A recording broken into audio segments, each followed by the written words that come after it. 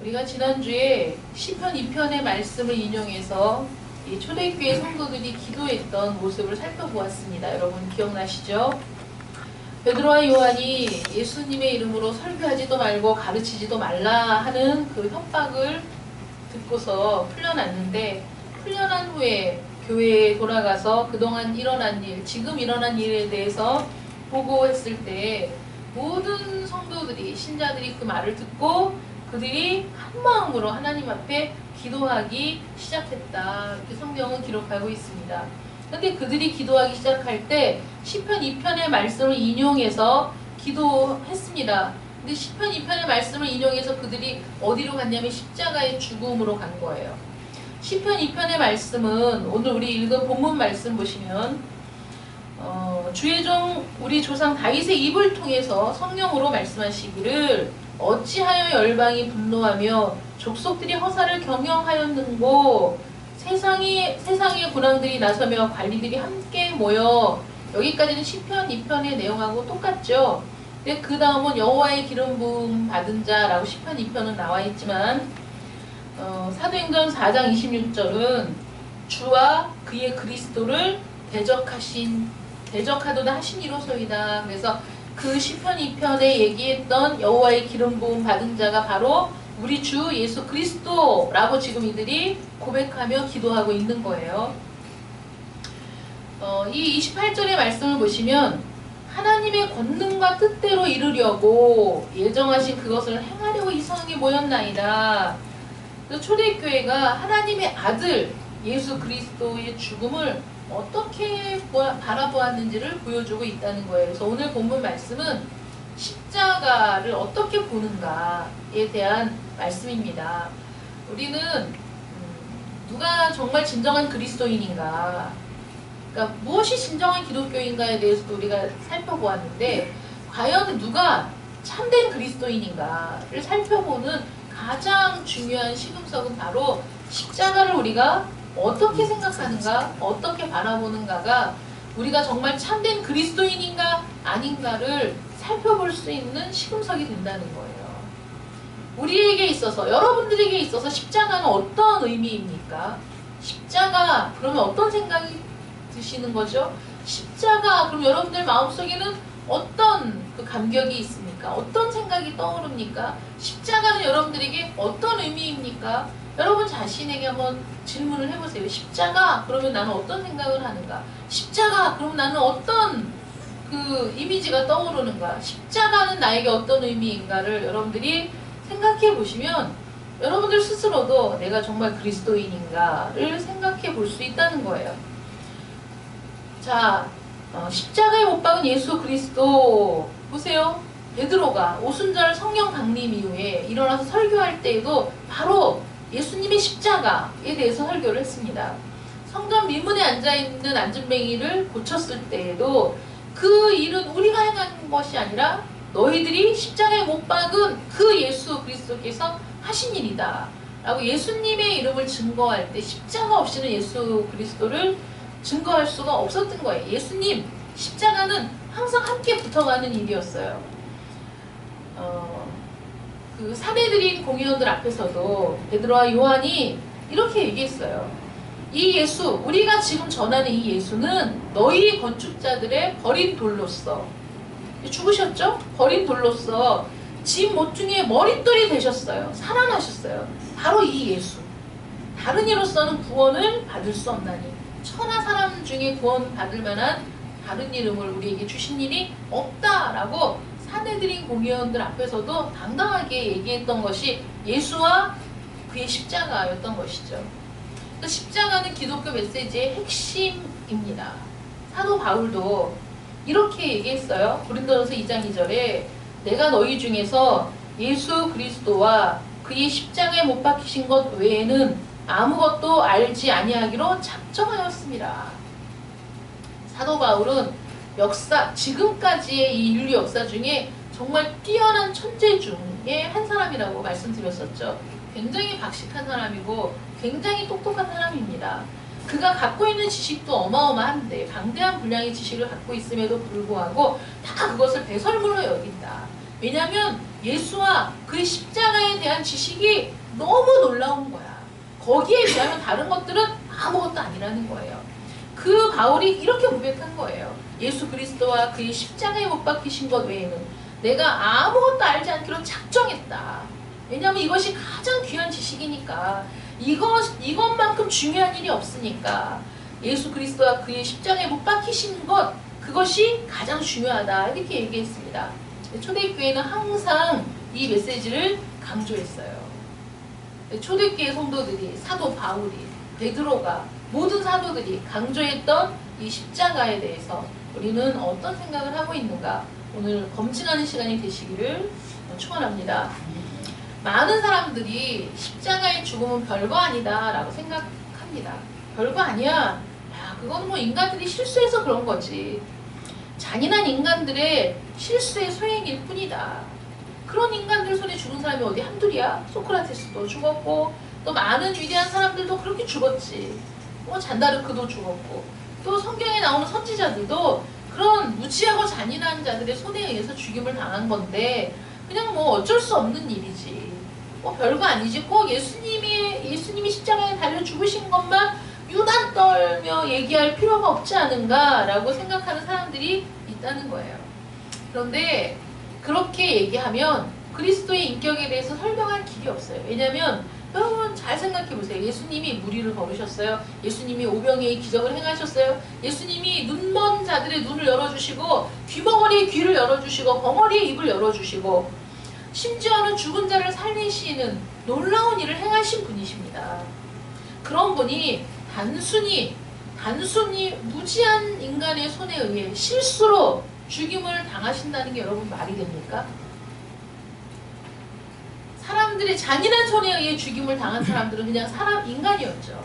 예수님은 그런 인간의 한 부류로 볼 수 없는 분이시잖아요. 예수님은 때가 차기 전에는 예수님을 잡으려고 사방에서 몰려드는 사람들을 피해서 가실 수 있는 분이셨어요. 아직 내 때가 아니야. 피해서 가실 수 있는 분. 예수님은 제자들을 염려해서 먼저 보내시고, 나중에 홀로 그 배까지 오실 수 있는 분이시고, 거친 파도와 풍랑을 말씀 한마디로 잠잠케 하실 수 있는 분이 바로 우리 예수님이십니다. 사도행전 4장에 나오는 기도 기도의 첫머리에 뭐라고 얘기하고 있죠? 천지와 바다와 그 가운데 만유를 지은 하나님의 능력에 대해서 찬양하고 기도를 시작하고 있어요. 천지와 바다와 그 가운데 만유를 지으신 하나님의 능력, 그 능력의 하나님이 인간들의 실수에 의해서 그냥 독생자가 십자가에 못 박아 죽는 것을 보고 있을 수 있느냐 이거예요. 엘리야도 죽음을 보지 않고 하나님이 데려가셨잖아요. 불말과 불병거를 통해 엘리야를 그냥 데리고 올라가셨어요. 그러실 수 있는 분이 실수로 인해서 십자가에 못 박히게 두셨다고요? 그것도 말이 안 되는 거죠. 십자가 죽음에서 하나님이 맡으신 부분 그럼 어디까지인가? 어디까지가 인간의 영역이고 어디까지가 하나님의 영역인가? 여러분 그런 의문을 가질 때가 있었잖아요. 그럼 예수님이 십자가에 못 박힌 게 인간의 단순한 실수, 잔인한 인간들의 어떤 실수가 아니라면, 또 예수님은 그런 능력이 있으시다면 왜 이런 십자가의 죽음이라는 이런 일이 일어난 것일까? 그 부분에 대해서 오늘 말씀은 너무나 정확하게 설명해 주고 있어요. 사도행전 4장 27절에 보면 과연 본디오 빌라도는, 보세요. 사도행전 4장 27절 말씀에 과연 헤롯과 본디오 빌라도는 이방인과 이스라엘 백성과 합세하여 하나님께서 기름 부으신 거룩한 종 예수를 거슬러, 이건 인간들이 한 일이에요. 사람이 한 일입니다. 사도행전 4장 28절 말씀 보세요. 하나님의 권능과 뜻대로 이루려고 예정하신, 또 하나님의 예정이죠. 십자가에는 인간들이 한 일도 있고 하나님의 예정도 있어요. 근데 하나님의 권능과 뜻대로 이루려고 언제부터 예정하셨느냐? 언제부터? 하나님의 예정은 언제부터였고 하나님의 예정은 또 어떻게 이루어졌는가? 그것도 정말 놀라운 일이죠. 창세기 3장 15절 말씀 여러분 한번 찾아볼까요? 창세기 3장 15절 말씀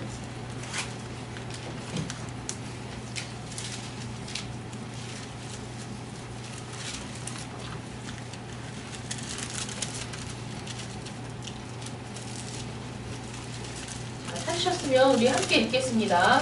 시작. 내가 너로 여자와 원수가 되게 하고 내 후손도 여자의 후손과 원수가 되게 하리니 여자의 후손은 내 머리를 상하게 할 것이요 너는 그의 발꿈치를 상하게 할 것이니라 하시고. 아멘. 여기에서 내가 너로 여자와 원수가 되게 하고 예, 너는 누굽니까? 뱀이죠. 사단이 그 뱀을 통해 하와를 유혹하고 범죄하게 하고 하와가 아담을 유혹해서 범죄하게 하고 그래서 인간이 타락하는 그 일의 결정적인 역할을 한 너, 이 너는 사실 사단을 의미하는 건데요. 너로 여자와 원수가 되게 하고 내 후손도 여자의 후손과 원수가 되게 하리니 여자의 후손은 누굽니까? 예수 그리스도십니다.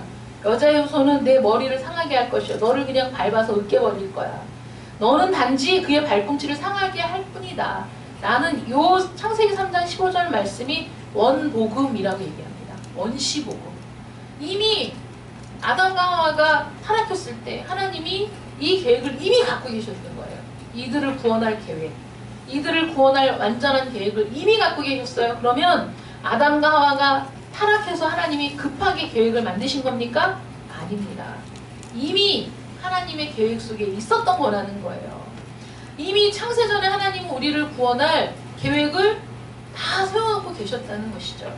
그 예정, 하나님의 권능과 뜻대로 이루려고 예정하신 그 예정, 이미 창세전에 예정하신 그것을 행하기 위해 사람들이 모였다 이거예요. 그러니까 이 일은 실수로 일어난 일이 될 수 없다. 이건 어떤 한순간에 어떤 인간들이 잔인한 격정에 의해서 이루어진 일이 아니었다라는 것이죠. 이 구절에서 우리는 십자가를 바로 보게 해주는 관점을 얻게 되는 거예요. 시편 2편을 인용한 이 기도는 하나님의 역할과 인간의 역할을 분명하게 진술을 해주고 있다는 것이죠. 그래서 그리스도의 십자가의 죽음이 어쩌다 일어난 사고가 아니라 하나님의 권능과 뜻대로 예정하신 그것을 행하려고 일어난 일이다. 또 어떤 사람들은 또 이렇게 얘기해요. 어떤 분은 설교할 때도 그런 설교를 하신 적이 있어요. 예수님이 십자가를 앞에 두고 고민하고 슬퍼하셨다. 성경에 나오거든요. 그래서 땀방울이 핏방울이 되도록 겟세마네 동산에서 기도하신 사건이 있어요. 근데 그걸 보고 야, 예수님은 당신의 계획이 실패해서 죽으신 것이다. 이렇게 생각하는 거예요. 예수님이 참 대단히 놀라운 사람인데 이 땅에 와서 그 뜻대로 개혁을 이루고 이스라엘을 먼저 개혁해서 온 세상을 개혁하려고 왔는데 이스라엘 백성들에 의해서 버림을 당하고 배반을 당하고 그 계획이 실패했어. 그래서 죽었다. 이렇게 얘기하는 사람들도 있다는 거예요. 또 그렇게 설교하신 분도 있었습니다. 그런데 정말 예수님의 계획이 실패했을까요? 예수님의 계획이 실패했기 때문에 예수님이 죽으신 걸까요? 뭐 예를 들어 반란을 어떤 그 개혁을 주도하다가 어떤 새로운 세상을 꿈꾸다가 그것이 반란으로 몰리고 역적으로 몰려서 죽은 것일까요? 성경은 뭐라고 얘기하냐면 변화산에서 예수님이 변화산에서 엘리야와 모세가 나타나서 그 제자들이 보고 와, 베드로가 여기가 좋사오니 막 이런 그 변화산 사건이 일어났을 때 장차 예수께서 예루살렘에서 별세하실 것을 말씀하셨다는 거예요. 그들이 모세와 엘리야와 주님이 무슨 얘기를 했느냐, 장차 예루살렘에서 예수님이 별세하실 그 일을 얘기하고 있었다는 거예요. 이미 알고 있는 얘기예요. 이미 죽으실 줄 알고 오셨다는 것이죠. 주님의 십자가의 죽음은 피할 수 있었던 일이 아니고 또 일어나지 않을 수도 있었던 일이 아닌 거예요. 어쩔 수 없이 주님이 일을 하려고 왔지만 실패해서가 아닌 거예요. 그러면 뭐 성공하면 일어나지 않을 수도 있었던 일이냐, 그런 식으로 바라보면 안 된다는 거예요. 이거는 이 죽음을 피할 수 있었던 일도 아니고 일어나지 않을 수도 있었던 일이 아니라는 것이죠. 주님이 체포될 당시에 베드로가 검을 빼어서 그 대제사장이 좀 말고의 귀를 내리쳤어요. 귀가 떨어졌잖아요. 주님이 그 귀를 잡아가지고 다시 붙여주면서 검을 쓰면 검으로 망해. 그래서 검을 그 집에 꽂아라 이렇게 말씀하셨거든요. 그리고 그냥 스스로 잡혀가신 거예요. 예수님이 실패해서 뭐 어쩔 수 없어서 도망다니다가 잡혀가신 게 아니란 말이죠. 그리고 뭐라고 말씀하셨죠? 야, 지금 내가 하나님께 기도해서 12영도 더 되는 천사, 한 영은 군대의 단이라고 그랬죠. 12영이면 엄청난 그 천사들의 군대를 막 보내셔가지고 보내달라고 그래서 이 상황을 정리하는 건 이거는 뭐 말도 안 쉬운 일인 거죠. 아니 뭐 천사들을 보내시지 않아도 주님은 얼마든지 그 자리를 피하실 수 있는 분이시라는 거예요. 그 짐을 지지 않을 수 있었던 것이죠. 그런데 그렇게 하지 않으셨어요. 베드로의 칼을 다시 꽂게 하고 떨어진 귀를 붙여주면서도 주님이 잡혀가셨다니까요. 왜 그러셨냐면 반드시 꼭 주님의 죽음이 필연적으로 있어야 될 일이기 때문에 가셨다는 거예요. 그 길을.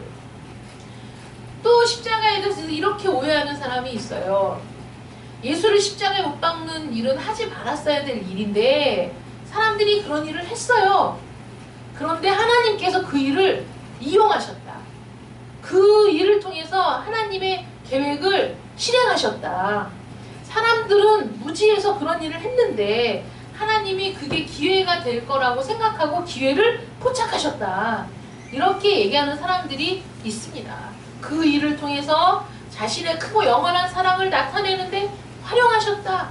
우리가 아무리 하나님께 불순종해도 아무리 그의 법을 어겨도 하나님은 우리를 사랑하신다. 그런 일을 통해서도 하나님이 우리를 구원하실 계획을 이루시지 않느냐. 그러니까 우리가 하나님을 배반해도 우리가 예수님을 십자가에 못 박아도 우리가 아무리 하나님의 법을 어겨도 하나님은 우리를 사랑하시고 우리를 용서하시기 위해서 하나님은 우리의 죄악까지도 이용하신다. 이렇게 얘기하는 사람들이 있습니다. 여러분 이게 세 가지 중에 가장 그럴듯하지 않습니까? 이게 가장 그럴듯하잖아요.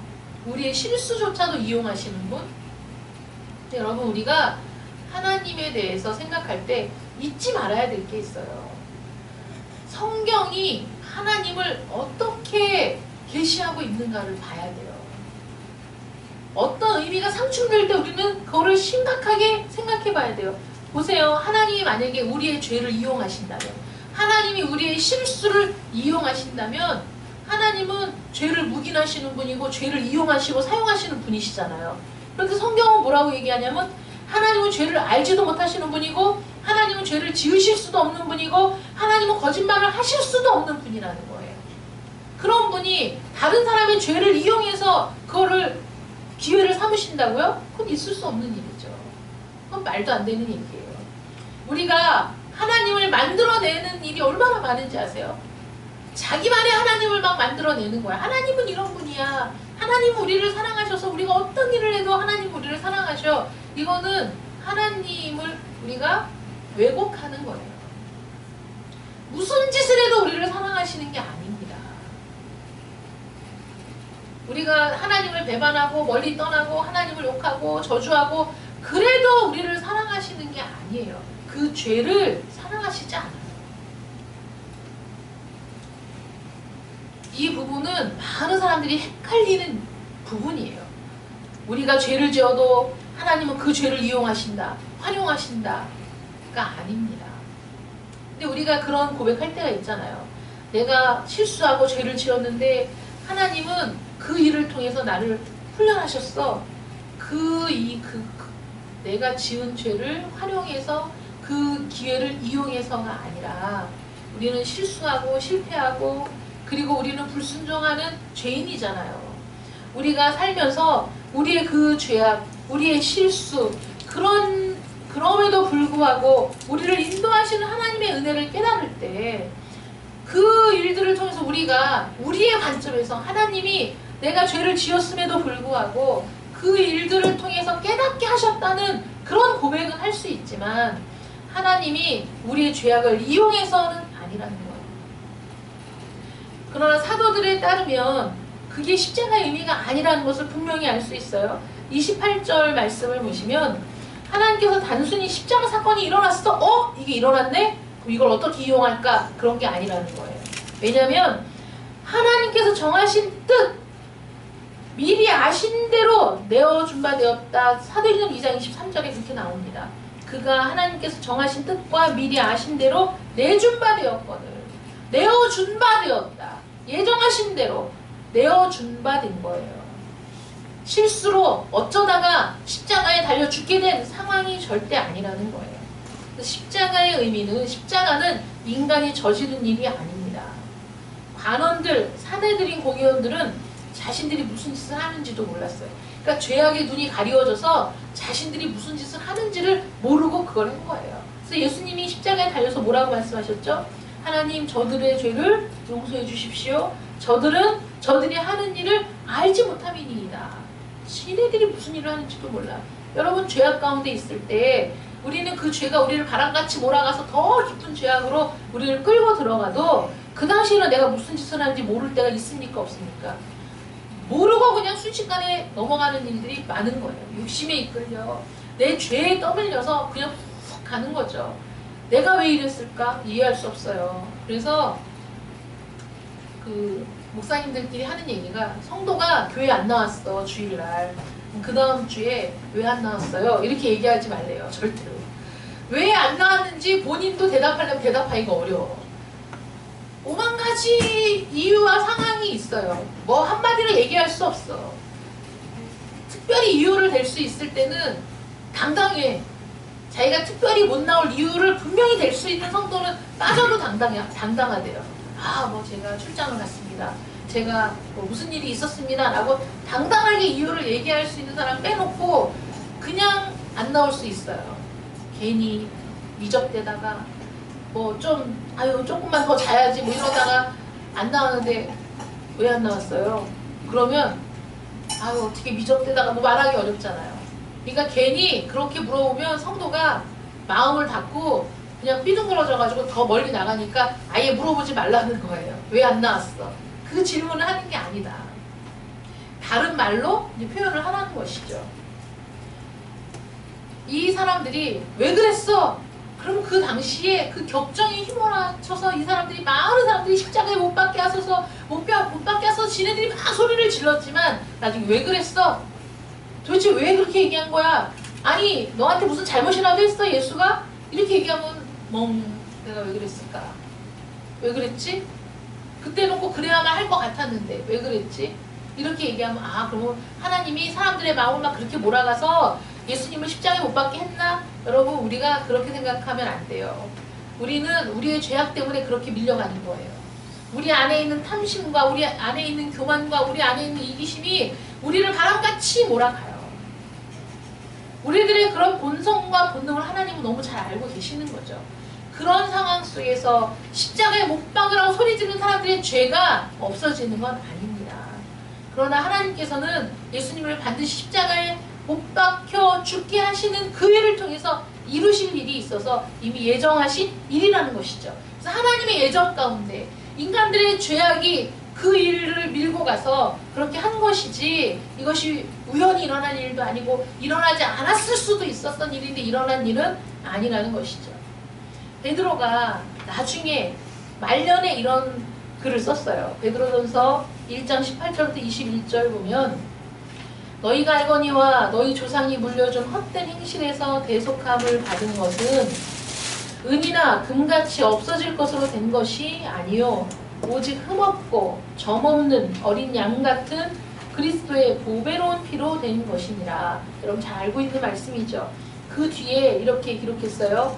그는 창세 전부터 미리 알린 바 된 이나. 창세 전부터 미리 알려진 분이십니다. 그런데 이 말세에 너희를 위하여 나타내신 바 되었으니, 이미 창세 전에 알려졌어요. 무슨 일로? 너희를 구원하실 자로 알려졌어요. 예정되었어요. 그분이 이 말세에 너희를 위해 나타나신 바 되었어요. 예정하신 대로. 너희는 그를 죽은 자 가운데서 살리시고 영광을 주신 하나님을 그리스도로 말미암아 믿는 자. 여러분, 십자가가 어떤 의미인지 아세요? 예수님이 어떤 의미인지 아세요? 우리는 예수님의 그 십자가를 통해 하나님을 믿는 거예요. 하나님이 어떤 분이신지를 믿는 자. 그게 우리 그리스도인이라는 것이죠. 그래서 우리의 믿음과 소망이 하나님께 있게 하셨어요. 누가? 예수님. 이래도 십자가가 사고라고 말할 수 있습니까? 우연이라고, 불시에 일어난 사건이라고 말할 수 있습니까? 아니면 일어나지 않았으면 좋았을 일. 일어나지 않았어도 될 일이라고 얘기할 수 있습니까? 아니면 인간들이 저지른 무지한 실수를 하나님이 선용하신 것이라고 말할 수 있습니까? 성경은 그렇지 않다는 거예요. 이미 하나님이 계획하시고 이미 예정하신 일이고 이미 창세전에 예수님은 알려진 바 되었어요. 태초에 말씀이 계시니라. 이 말씀이 육신이 되어 오신 분이 예수님이시잖아요. 그 예수님이 우리를 위해 예비되셨다가 말세에 우리를 위해 나타나신 바 된 그분이 누구냐? 예수님이시라는 것이죠. 이 일은 하나님이 우리를 위해 예정하신 일이라는 거예요. 그러면 꼭 십자가를 져야만 됐냐 이거예요. 예수님이 꼭 십자가를 지는 일 외에는 다른 방법이 없었느냐 하는 것이죠. 여러분, 우리가 지금 레위기 말씀을 큐티를 하고 있지 않습니까?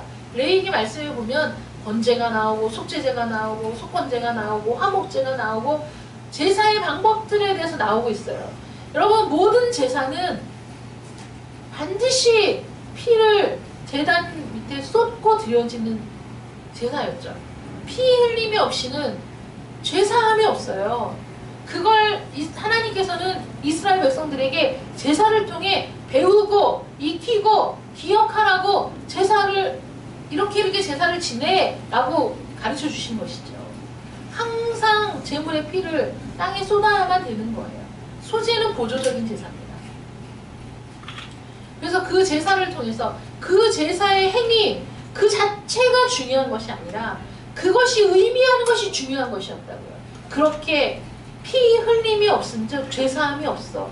우리의 모든 죄는 생명으로 갚을 수밖에 없는 일이야. 우리의 모든 죄는 처벌받아야 되고 우리의 모든 죄는 하나님의 진노 아래에 있는 것이고 우리의 모든 죄는 하나님의 벌을 받아야 될 일이라는 것이죠. 하나님이 죄를 용납하시는 분은 아니십니다. 하나님이 죄를 그냥 사랑해 주시는 분이 아니세요. 죄는 하나님이 견딜 수 없어 하는 겁니다. 왜 독생자를 보내서 죽게 하셨습니까? 하나님은 하나님이시기 때문이에요. 나는 여호와, 나는 하나님. 하나님은 하나님이시기 때문에 독생자를 보내어 죽게 하실 수밖에 없어요. 왜 하나님이기 때문이죠? 하나님은 공평하신 분이죠. 하나님은 거룩하신 분입니다. 하나님은 의로우신 분이에요. 하나님은 참된 분이십니다. 진리 그 자체이십니다. 하나님을 우리가 성경이 하나님을 이렇게 계시하고 있어요. 하나님은 공평하세요.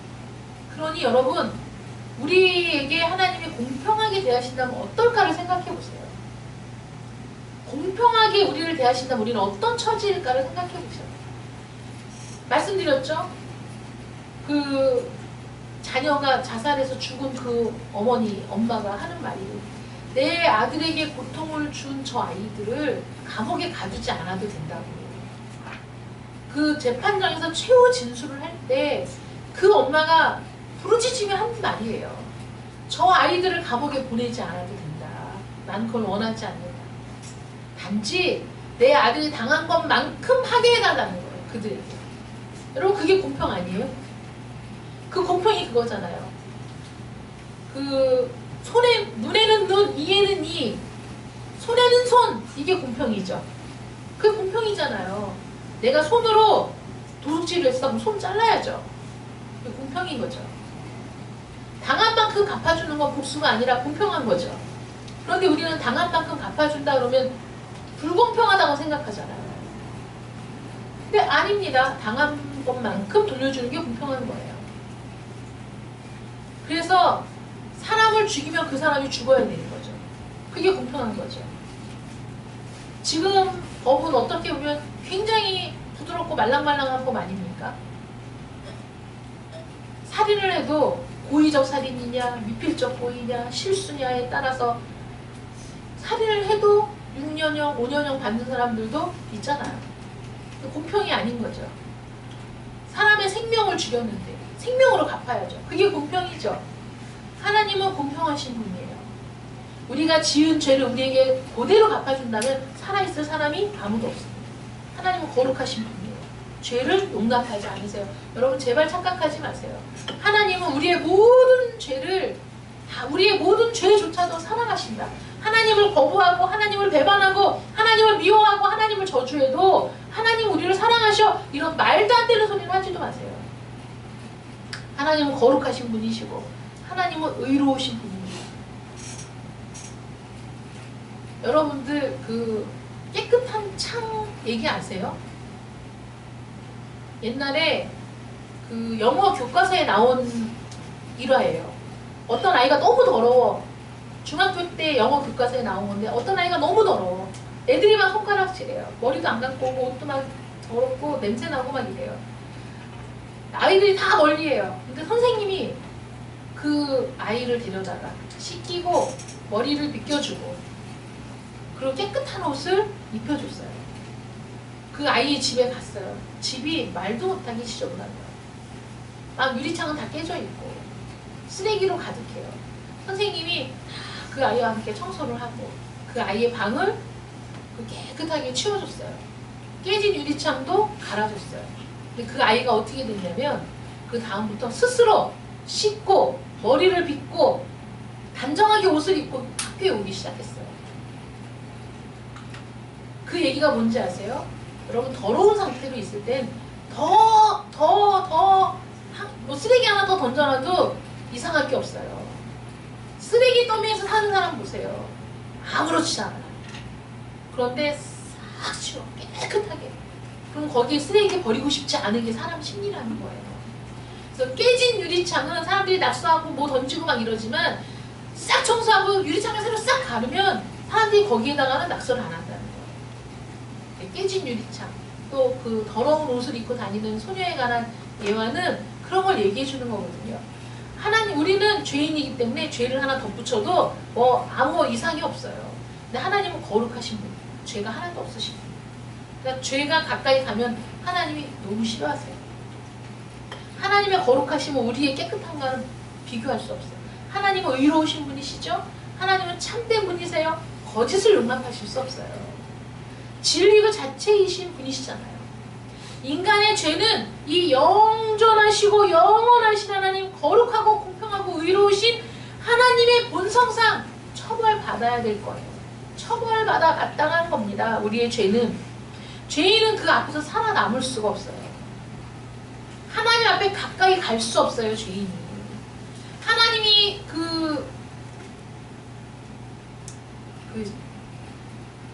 계명을 받은 산이 무슨 산이야? 호렙산. 호렙산에 하나님이 임재하셨을 때 백성들이 모세에게 뭐라고 얘기했죠? 우리는 하나님이 이렇게 가까이 계신 걸 견딜 수 없어요. 그러니까 당신만 올라가서 얘기하고 내려와서 말씀하시면 우리가 다 듣겠습니다. 이렇게 얘기하잖아요. 우리도 하나님의 거룩하심에 가까이 가면 우리가 죽을 줄 알아요. 두려운 거예요. 가까이 못 갑니다. 죄의 삭은 사망이죠. 죄를 지은 사람 누구나 죽어야 합니다. 피할 수 없는 일이에요. 그런데 하나님은 당신의 영광을 위해 자신의 백성을 구원하셔야만 했어요. 왜냐하면 하나님은 영광 받으시고 찬송 받으시기에 우리를 인간을 창조하셨거든요.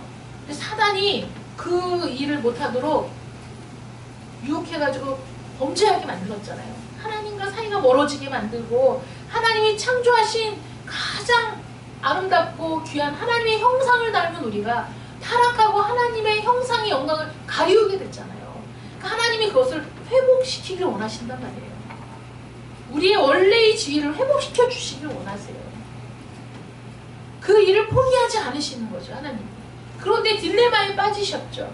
하나님은 거룩하시고 의로우신 분이신데 이 죄인이 인간들을 그냥 품으실 수가 없는 거예요. 이걸 해결해야만 했던 거죠, 이 죄악을.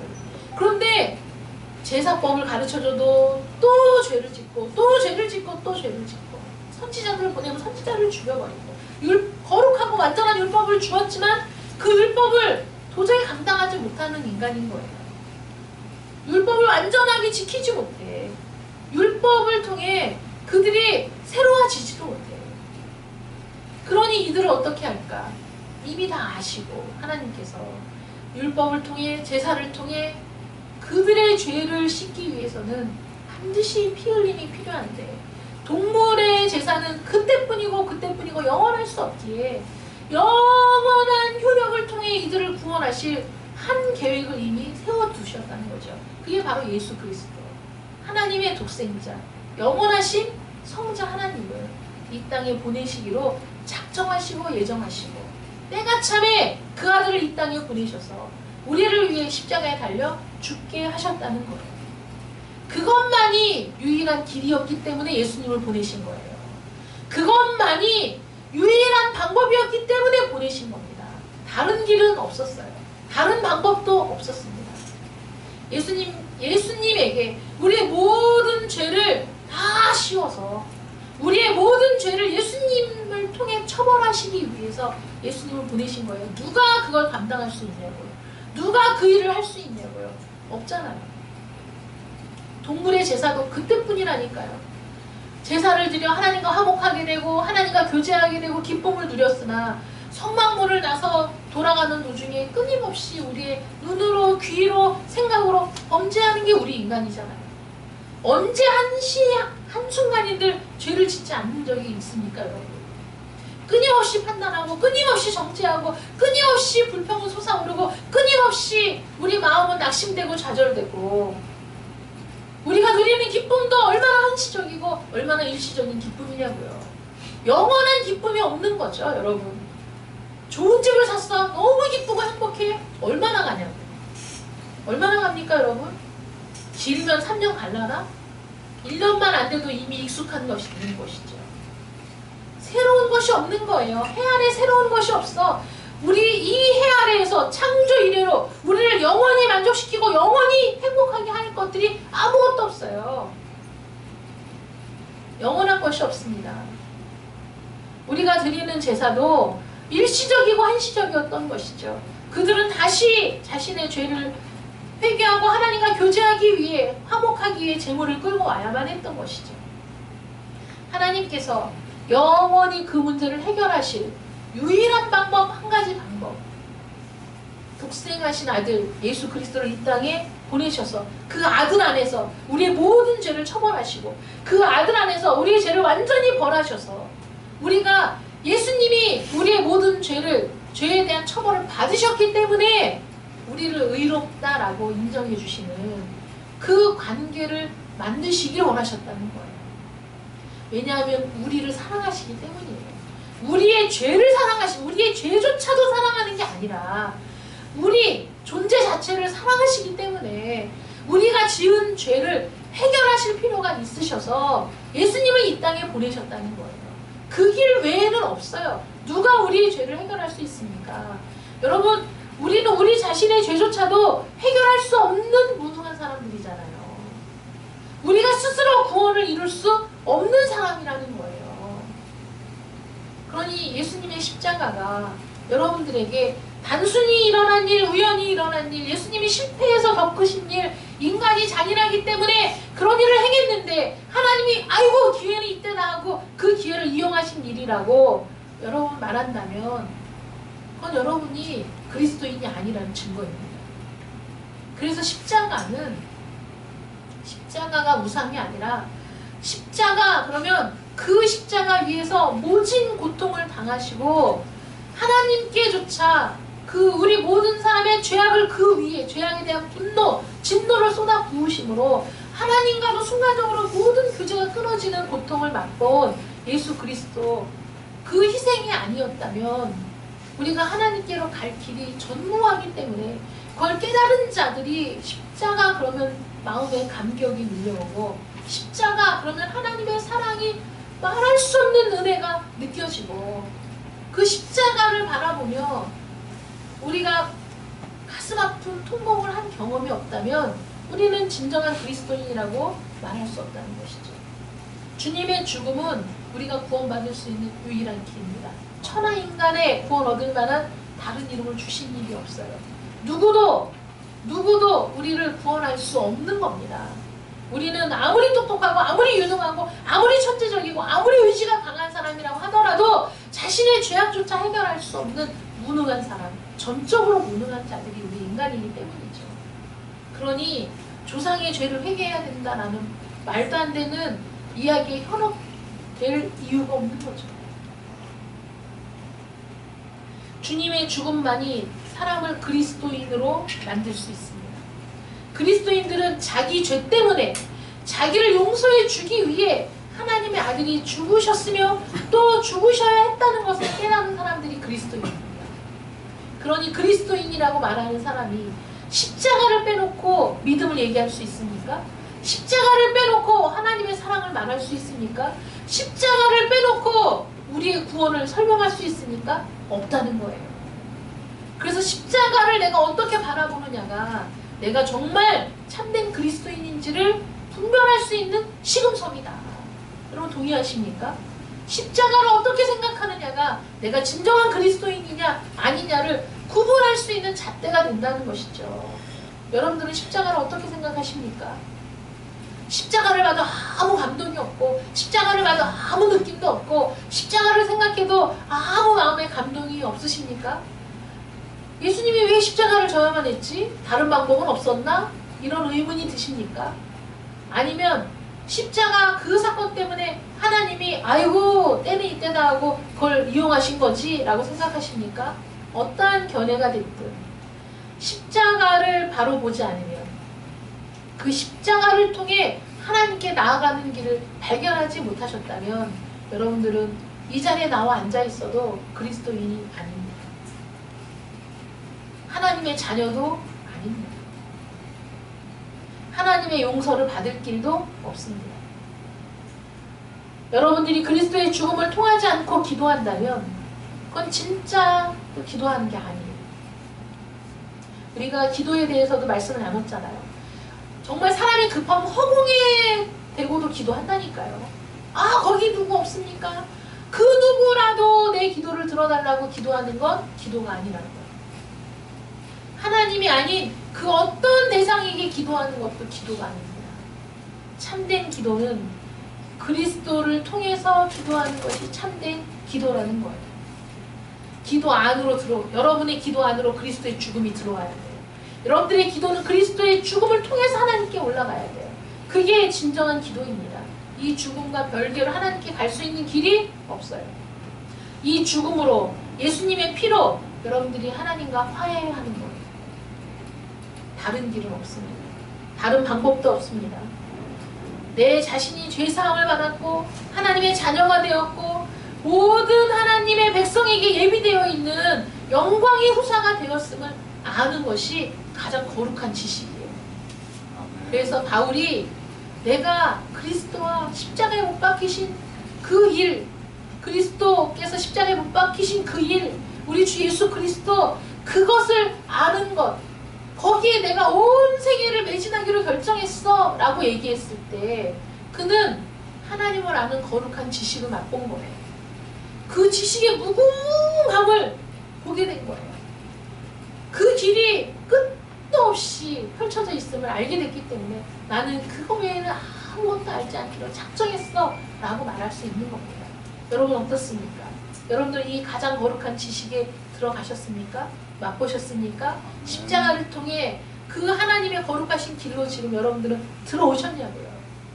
십자가를 통하지 않고는 하나님께로 갈 수 있는 길이 없습니다. 그 길이 좁은 길이죠. 그 문이 좁은 문입니다. 세상 사람들이 수많은 편견을 갖고 있어요. 그리고 정말 중요한 본질을 보지 못해요. 여러분들은 그 본질을 보신 분입니까? 여러분들은 좁은 문을 통과한 사람이죠. 여러분들이 그 본질을 깨달은 분들입니까? 여러분들은 그 길을 걷는 사람이죠. 어떻습니까? 여러분들은 십자가를 제대로 알고 있습니까? 여러분들은 십자가의 의미를 분명히 알고 있습니까? 십자가는 여러분들에게 생명의 의미, 영혼의 의미, 하나님께로 나아가는 유일한 길임을, 그 의미를 갖고 있음을 여러분들이 깨닫고 있습니까? 여러분 생각해 보십시오. 십자가는 나에게 어떤 의미가 있는가? 기도하겠습니다. 사랑의 하나님 감사합니다. 우리는 십자가를 노래하고 십자가를 얘기하고 예수님에 대해서 수도 없이 많은 말들을 듣고 또 말하고 있지만 정말 내가 말하는 예수님이 바로 2000년 전 이 땅에 오셔서 내 죄를 대신해서 십자가를 지신 그 예수님입니까? 우리가 말하는 하나님이 친히 계시해 주신 성경을 통해 말하고 계신 하나님 그분이 맞습니까? 하나님을 말하고 예수님을 말해도 본질적으로 하나님이 아니고 예수님이 아닌 헛되고 헛된 것들을 말하는 자들이 얼마나 많이 있습니까? 하나님, 교회에 나와서 앉아있지만 십자가와 무관한 자들이 또 얼마나 많이 있습니까? 오늘 우리는 내가 십자가를 어떻게 바라보고 있는지 확인해야 될 필요성이 있음을 깨닫게 되었습니다. 나에게 있어 십자가는 어떤 의미입니까?